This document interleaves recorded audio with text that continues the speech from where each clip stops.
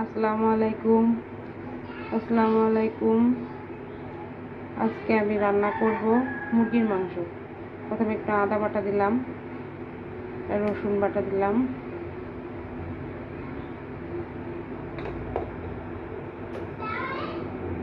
একটা কাঁচা জিরা দিলাম,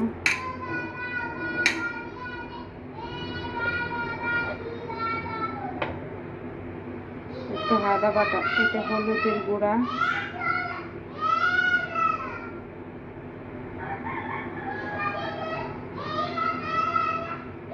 চামচ লবণ,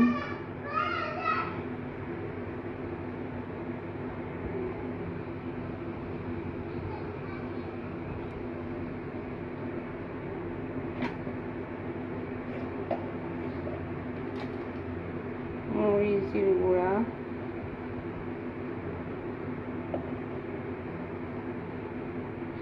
পরিমাণ মতো,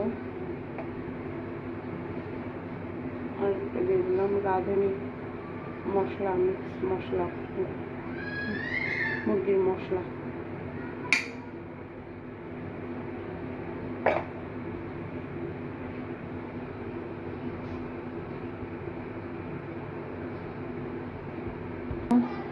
দিয়ে দেবো কাঁচা তেল কিছুটা। এবার সবগুলো ভালো করে মাখাই নিতে হবে। এভাবে মাখাই নিয়ে কিছুক্ষণ রেস্টে রেখে দিব। এভাবে মাখাই নিয়ে কিছুক্ষণ রেস্টে রেখে দিব। আমি মেরিনেট করতে দিয়েছি।